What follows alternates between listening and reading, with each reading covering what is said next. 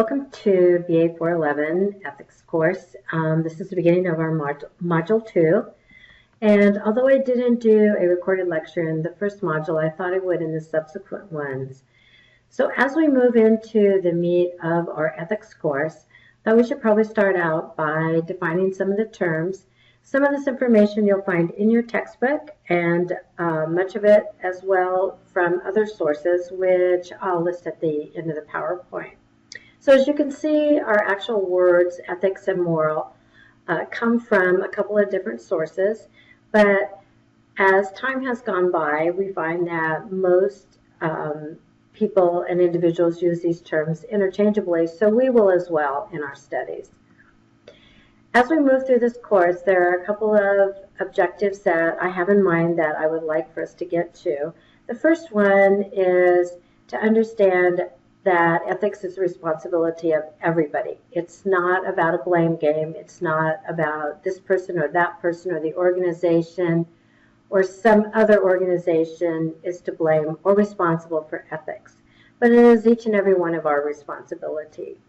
And also that we do have choices, although often it doesn't feel that way. The world can seem black and white, but there are choices involved.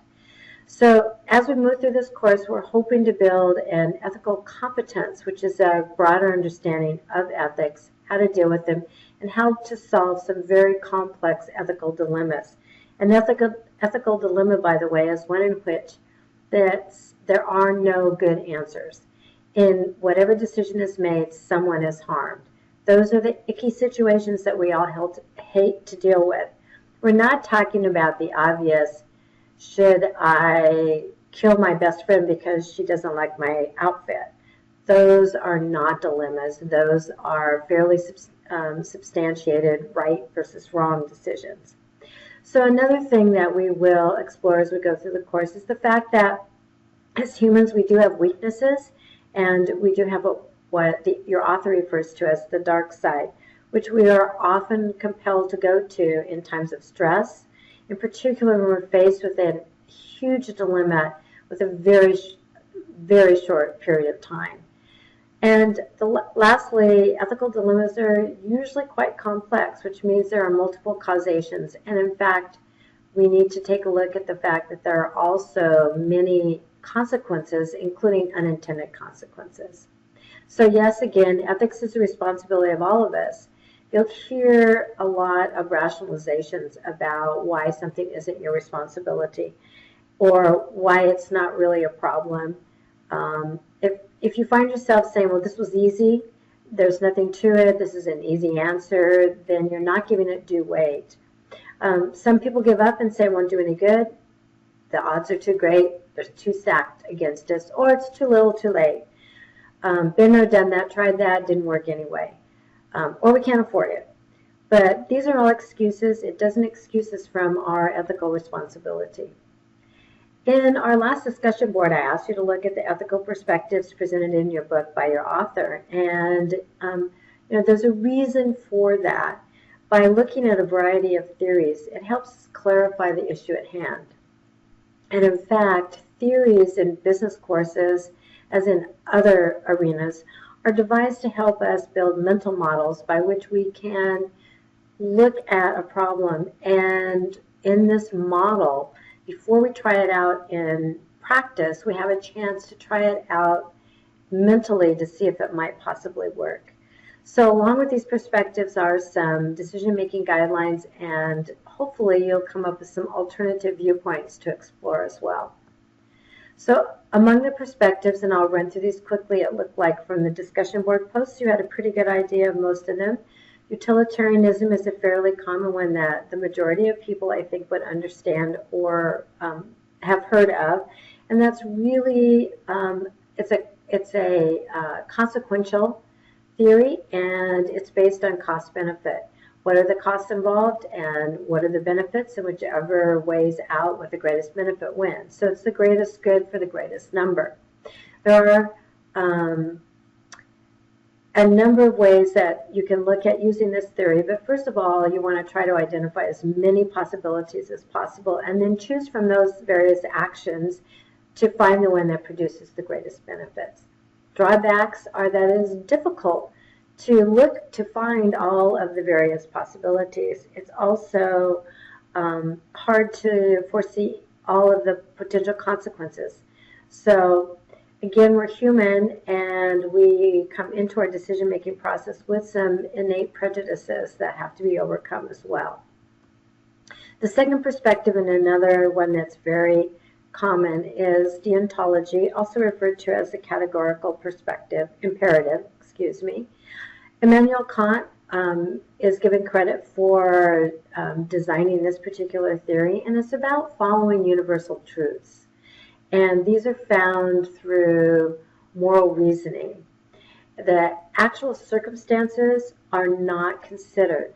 So the circumstances should not be considered, but you should be following some sort of universal truth, such as honesty or loyalty. Drawbacks are that we often have competing duties, and you will see that in some of the dilemmas that we talk about on our discussion board and that are presented in your text as well. So, is it okay to tell a lie if I don't want to hurt someone's feelings? So those are competing duties. You're caring for another person versus your need to be honest. A lot of times it's not the right versus wrong that is difficult, it's the right versus right that is particularly difficult. So in this particular perspective, intent is more important than consequence because consequences are not really considered. The categorical imperative, as I mentioned, does involve a lot of competing values. This next couple of weeks, we're going to focus on values, and you're going to do an assignment in which you explore your own value system, and you'll find a number of values that you hold near and dear. And if any of those two or three are in conflict, it presents a particularly difficult situation for you. Justice is fairness is a fairly recent perspective. It has a dual purpose of honoring and looking at equity in society, but it also at the same time tries to balance equality and liberty and justice. So you can see where this sort of theory could be difficult to put into practice. At what point are personal liberties balanced against societal needs and values? So who makes that decision, that sort of thing. So the drawbacks are that it's a very abstract theory, and it's difficult to reconcile those two competing value systems. Because it's so abstract, it hasn't yet been put into practice very much. However, should we be able to figure this out, it could offer a lot of value going forward as a perspective.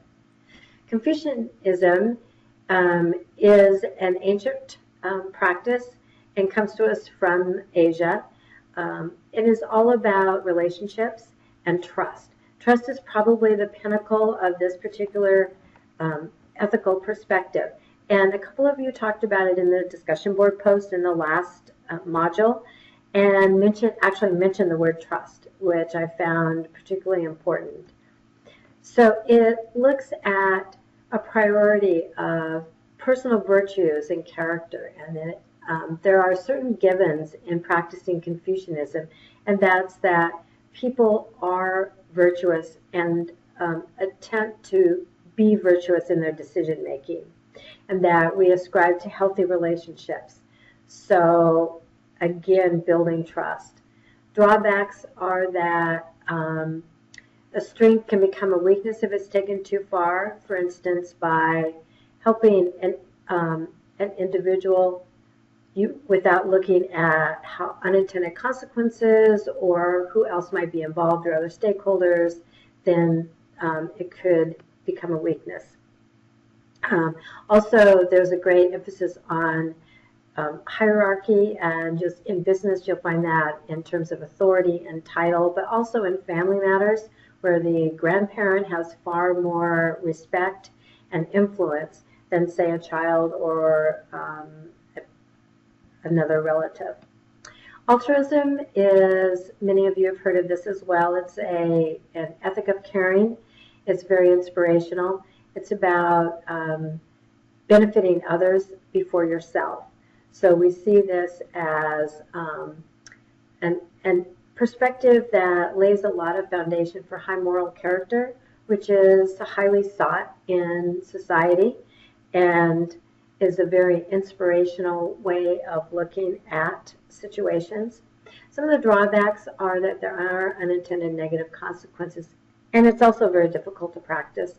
The unintended negative consequences can be that in becoming absorbed in one problem or one individual's problem, helping that individual could almost be considered enabling to a point where they can't help themselves or could harm others.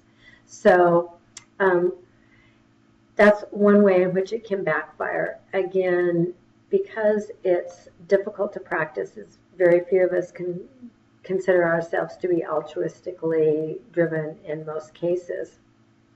You'll also find that this altruism is often opposite to some of your an ethic of justice, and I mentioned that I think in my introduction to this module, that we often have an ethics of caring versus an ethics of justice perspective. And I saw that a lot in the last discussion board question on DNA testing, which I found that some of you instantly went to an ethic of caring and others instantly went to an ethic of justice. What I would like you to do as we move forward is to try to open up your thought process and look at the same dilemma from the other viewpoints and see if you can glean some perspective, and broader perspective as well. One thing that your author does talk about, there's a minor theme, but it does is a thread throughout his book, which is that we are human. And we do have a shadow, he calls it a shadow side, which under stressful situations, we sometimes do or say things that we would wish that we hadn't. It's something that these are the areas that we all fight to make sure that we minimize those aspects of our personality as much as possible. So again, during this module, we're going to look at some of our personal values. You're going to, in your assignment number 1, you're going to view a television program. And by the way, this is one episode. It's not an entire season. It's just one episode of one program. And take a look at the values that are displayed by the characters in the television show. And then also list your values and take a look at how they contrast or how they are similar. But our values, we tend to list them in an order based on our experiences, how we were raised, the society in which we're raised, the culture in which we're raised. We have many, many influences, our education system. So as we grow and develop, we prioritize a list of values that become important to us. Character plays a really important part in ethical decision making, as you'll find as we again move through the course. Making wise and thoughtful decisions is somewhat dependent on the moral traits and qualities that we all possess. We refer to those as virtues.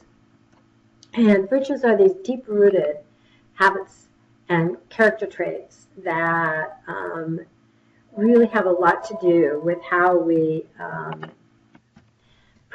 perceive the ethical situation in which we find ourselves.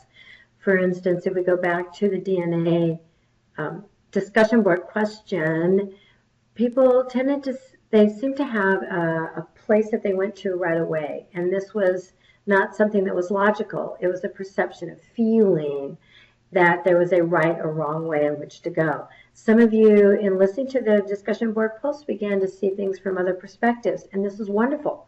Do not feel badly about opening up to different thought processes. This is important.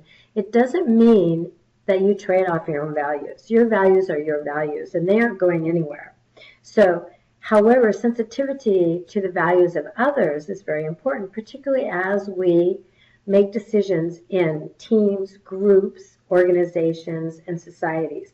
So that's part of what we're going to look at going forward. So character development, how do we get this thing called character? Well, practice, practice, practice. It's not a lot different than many other things that we try to develop as adults.